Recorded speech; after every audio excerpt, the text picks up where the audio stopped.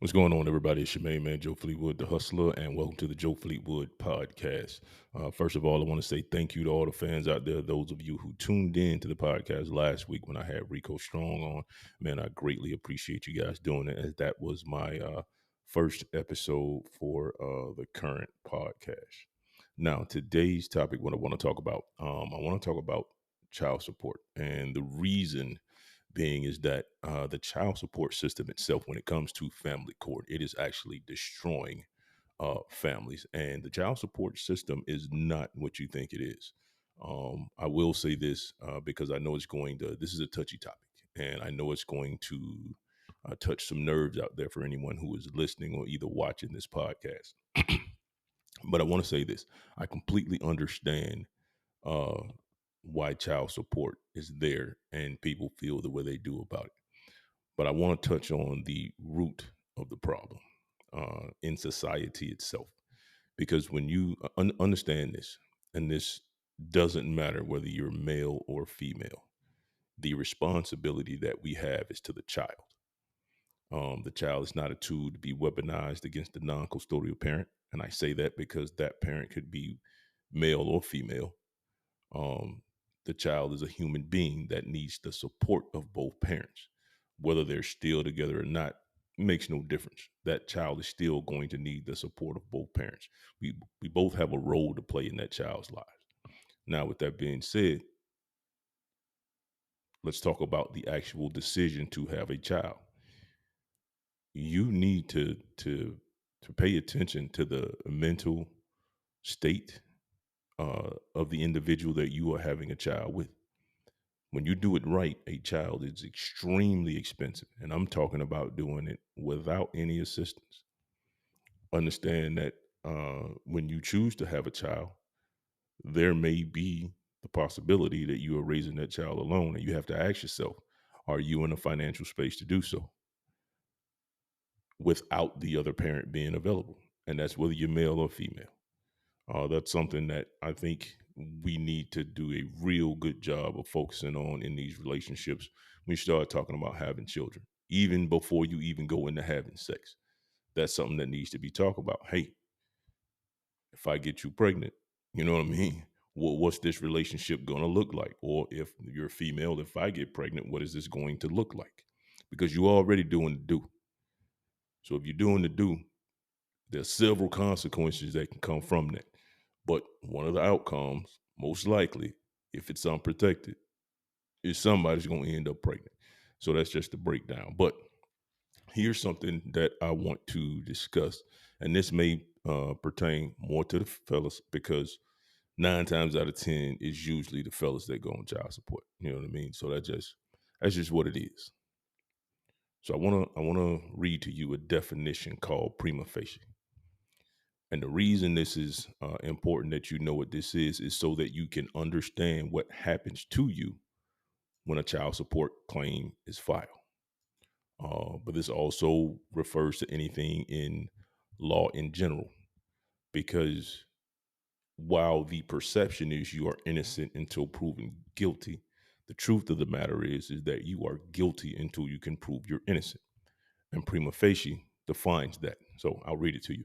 Based on the first impression accepted as correct until proven otherwise. Now, as I stated, if someone says, hey, this is the child's father, what that means is based off the evidence or the account that was given first, that account is perceived to be the truth. And you have to provide facts stating that you are not, which is how so many fathers end up on child support and not even knowing that, you know, they had an order out there. In a lot of cases, the uh, the summons is sent to a wrong address or sent to an outdated address, and by the time you find out about it, you know you're $2,000 or $3,000 in the hole. Some cases even more. Don't take my word for it. Just do your research on, any social media account, and you'll see that there's plenty of fathers who found out they were on child support for children that they didn't even know they had. Excuse me.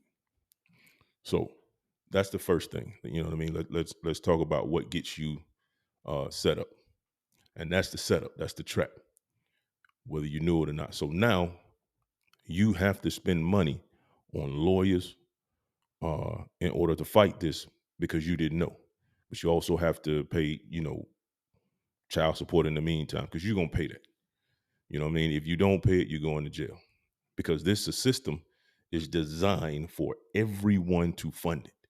If you're an American citizen, this system in which we live in, it is designed that you fund this system. And either you're going to fund it through child support, you're going to fund it through taxes, or you're going to fund it through the prison system. Either way, you're going to fund this system. You just have to decide which way you're going to fund it. And we'll talk about that too. So uh, let's talk about lawyers, right?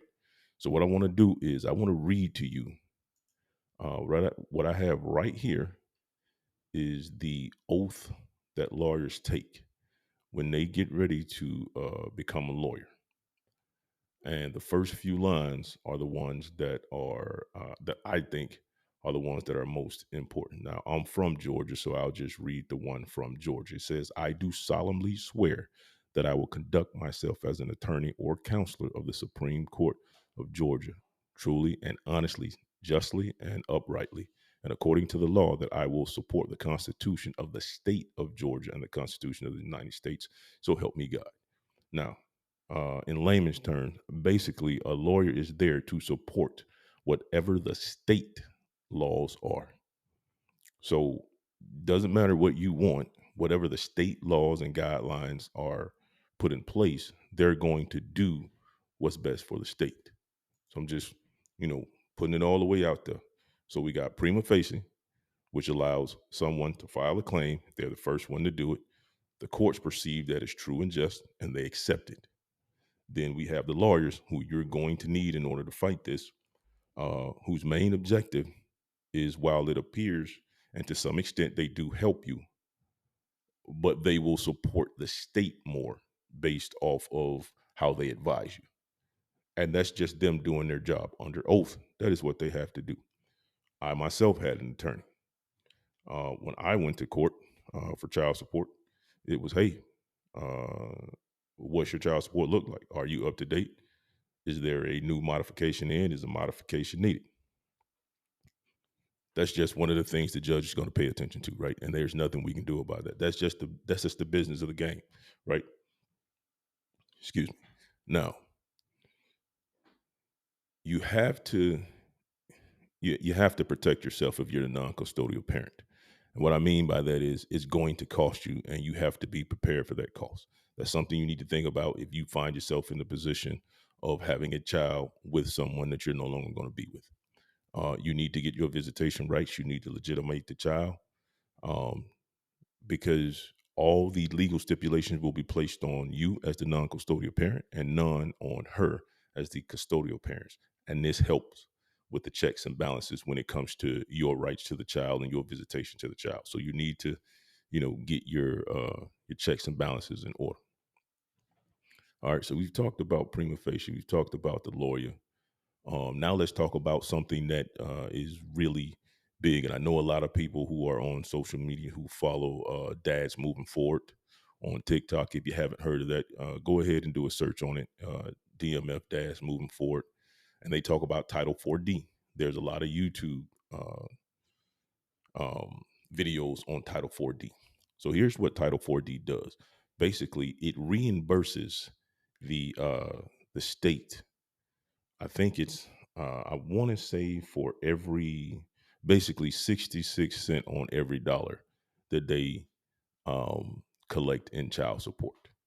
Now, it's it's an incentive or grants that they give back to the state for enforcing child support. And then you can also look this up for the state. It will tell you exactly what they use your Title 4D funds for. Um, and it's crazy because in certain situations, the state will overcharge you. And this is why I had an issue with the case for Tyrese. Tyrese was just about to pay an astronomical amount of child support. He makes a lot of money, but let's just be real, man. it's hard to even justify. It's hard to justify a child needing $10,000 a month in child support, let alone what Tyrese is paying. I think that's just ridiculous. And I may get a lot of flack for that statement, but just as someone who has kids and has seen what it costs to raise a child, I just can't see that. And some people may say, hey, it's the lifestyle that the child has with the father. They should maintain the same lifestyle with the mother. Hey, that we can argue semantics, but facts are facts. And I just can't see needing that much money in order to raise a child. But here's the problem with what happened with Tyrese. The judge looked at the amount of child support that Tyrese was paying in California. And the judge said, hey, well, if you're paying that in California, you can pay that here in the state of Georgia. That's not how it works. California has their guidelines, Georgia has their guidelines. And under Georgia guidelines, the child support could have been lower. So I haven't done any updates on his case, but that was the original issue that Tyrese had in court when dealing with this judge. Now, why did the judge do that? And why do judges automatically give, um, you know, custody to the mom in this situation? I don't know. I don't have many details. Um, but I always ask that question: why is not custody automatically just 50-50? But that's another podcast, another story. So what that does is, because the judge went with California's rate and not Georgia, because California was higher, Georgia is going to get more Title D funds from the federal government. And that's what happens. Under Title 4D, it's the Social Security Act. The federal government reimburses the states for child support enforcement. So, in a situation that I was in, and I'm going to read this to you verbatim. And this happened to me. I know I'm not the only dad that did this, but when it comes to child support and it comes to you getting off child support, that final child support payment is either going to be when the child turns 18, or if the child turns 18 prior to graduation. Child support cutoff date is the date of graduation and not their 18th birthday. But that final payment is either prorated to the birthday or is prorated to the graduation date. Now, I went in, my son graduated, and I went in a month prior to of his graduation to the Child Support Enforcement Office in Augusta, Georgia.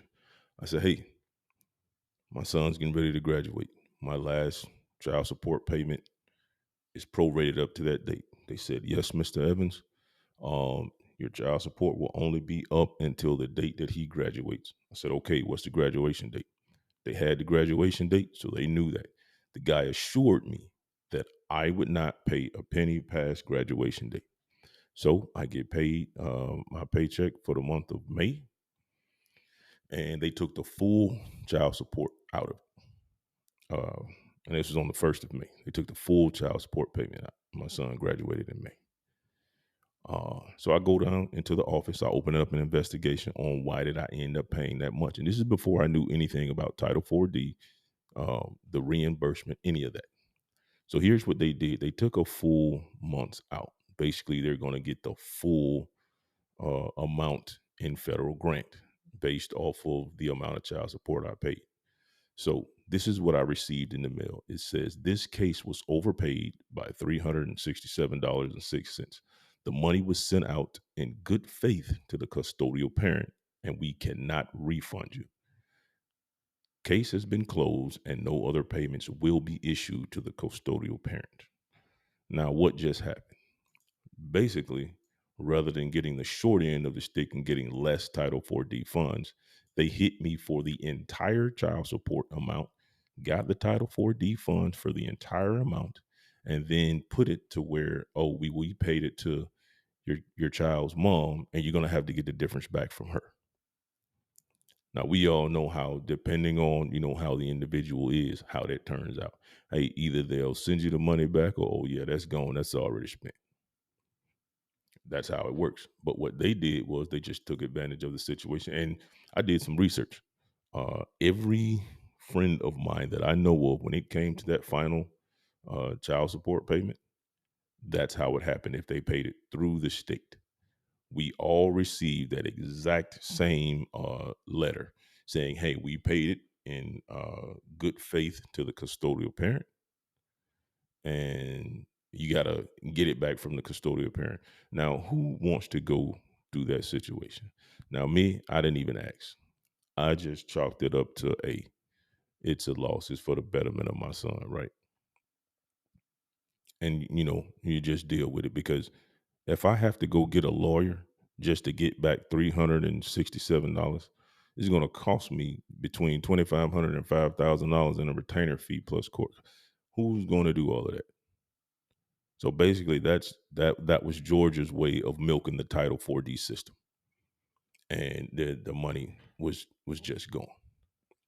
So I say that because I want people to understand, like, we feed into a system that is designed to give the illusion of help when really it's destroying us. Um, and that's really what's going on here. Now, I talked about prima facie, lawyers, Title 4D. Now let's talk about the effects that this has on our children. Right? I want to give you some statistics here. And when I read these statistics, it kind of it they made sense, but they are alarming. And you would think that you know people in who we elect as officials to look after us would come up with some remedy for this. And this, I don't like politics at all, because I feel that the parties are just the left and right wing of the same dirty bird. You know what I mean? Um, one just gives you a pill that's more easy to swallow than the other one, right? So let's talk about the effects of fatherlessness and the teenage statistics, right? In a home where there is no father or no father present, 63% of all youth commit suicide. 63%. 70% of all teens' pregnancies come from fatherless households. 71% of chemical or substance abuse comes from fatherless households. 80% of all prison inmates come from fatherless homes. 90% of all homelessness and runaway children come from single mother homes. That's an alarming rate. An alarming rate. And to know that these statistics exist, and there has been no revamp, there's been no hard look at the family court system, is beyond me. Don't get me wrong. I understand that in certain cases, you have some people who are just deadbeats. They not gonna do shit regardless of what you do to them. But once again, that's how the system continues to get fed. Um, either you're gonna, like I said, you're either gonna pay into the system one way or the other. You're gonna pay into the system through child support. You're gonna pay into the system through taxes, or you're gonna pay into it from a jail cell. Either way, the system has to get funded. Let's look at some more. Uh, let's see. So, five children brought up in single mother homes are 5 times more likely to commit suicide. We saw those rights, those statistics. 9 times more likely to drop out of high school. 10 times more likely to abuse chemicals or substance. 14 times more likely to commit rape. 20 times more likely to end up in prison, and 32 times more likely to run away from home, which is wild to me. And to automatically assume when you go through the court system that, you know, hey, the mother automatically gets custodial rights, and there is no automatic knowing these statistics, and they don't automatically grant 50-50 joint custody is crazy to me. That's not to say child support can't be a tool between the two, But I think it's crazy that you would not allow 50-50 custody or 50-50 parenting off the jump is wild to me. Knowing these statistics, especially for mothers and fathers who want to be a part of the child's life. Because we can go on and talk about the one-off situations where, women weaponize the child or the dad weaponizes the child against the other parent. And I've seen it where the dad has custody and the dad weaponizes the child against the parent, against the mother, because the dad is more financially stable, you know. And I don't think that's right either. One thing I believe in, and I have no problem with laying my cards on the table. I have 3 kids, two from marriage and one I had prior to getting married. And under no circumstances would I ever weaponize, uh, my station with my children against their mothers. It just won't happen. You know what I mean? Because regardless if I'm with them or not, I still owe them a level of protection because they are the mother of my children. Am I finna jump in front of a bullet for them? That's another question to be talked about. But I do owe them uh, some level of protection, whether it be against just the evilness that's out there in the world, or them from themselves, or in the way that they interact with our children. So they're gonna get that from me. You know what I mean? So I just don't understand that, because this is a child. Child didn't ask to be here. The child is both of our responsibility to take care of. So I just felt like that there was a need for this stuff to be talked about and this information to be out there, because the question is always, how is this possible? Well, let's look at the legal aspect of it. How is it possible that I can be made to pay child support with no legal evidence saying that I am the child's father? Well, prima facie, hey, this woman said that you're the child's father. They presented the case to us. It's fact based off of that. And so let me give you the definition of that again for those of you who may be late or don't know what prima facie is. Based off the first impression, accepted as correct until proven otherwise. So basically, you are guilty until you can prove that you are innocent. When we talk about getting lawyers involved, great. You need to have lawyers involved, but understand this: under the lawyer's oath of office, their responsibility is to the state. So they're going to advise you what is best for you, but also what is the best interest of the state. And that's going to come first, which is why in family court, they want to know where you stand at on this child support. What's the child support order look like? Are you up to date? Have you paid? Do you have any arrears? This is all the stuff that needs to be getting taken care of. And if you do not pay in a timely manner, let's talk about the other way you are going to fund the state. You will fund it through the jail system, because they will lock your ass up for not paying your child support. So, you know, that's something to take into mind. And ladies, just understand, man. Give us some grace, because one of the things I do is that I look at it from both sides. And fellas, it's the game is not fair. By no means is it fair. That's something that we have to deal with. You can either take it on the chin, or you can do what you can to make it fair.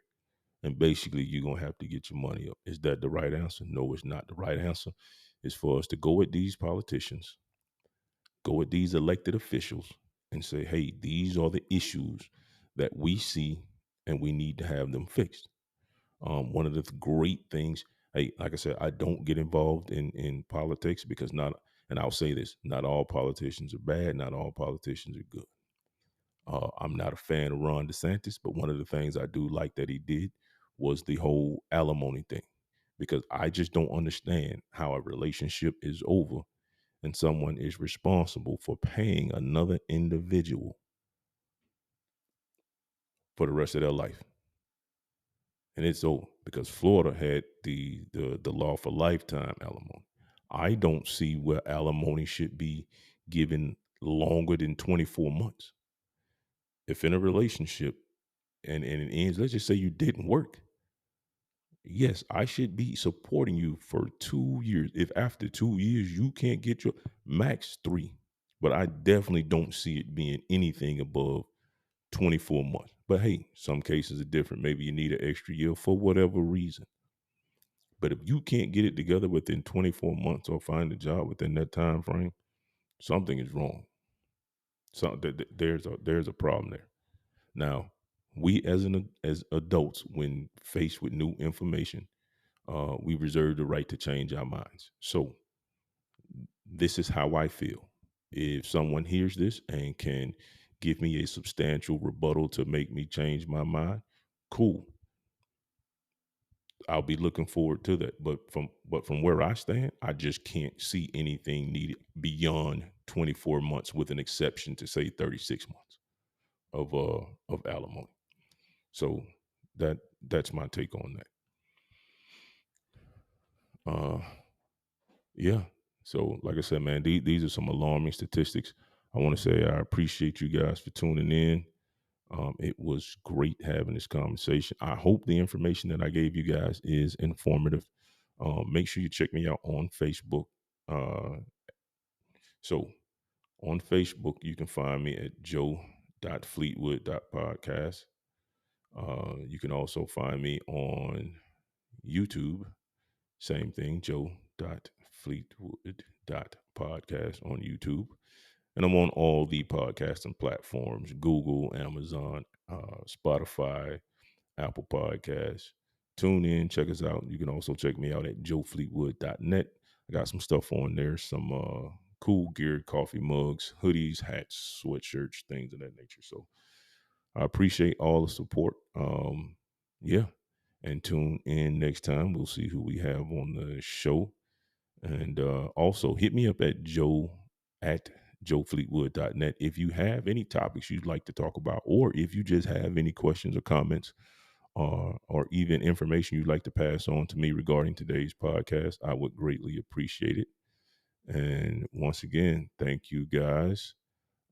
Joe Fleetwood out. Thank you. Thank you.